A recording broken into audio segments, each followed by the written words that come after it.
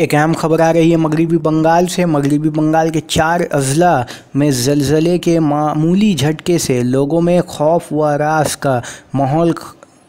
खबर के मुताबिक बीरभूम, पुरुलिया, बांकुड़ा और दुर्गापुर में दिन करीब 10:40 पे झटके महसूस किए गए, जबकि इस वक्त लोग रोज़ाना की मामूल सी तरह अपने काम निपटाने में मशरूफ़ थे और अचानक से इस ज़लज़ले से आम लोगों में कुछ देर के लिए खौफ का माहौल ज़रूर तारी हो गया था।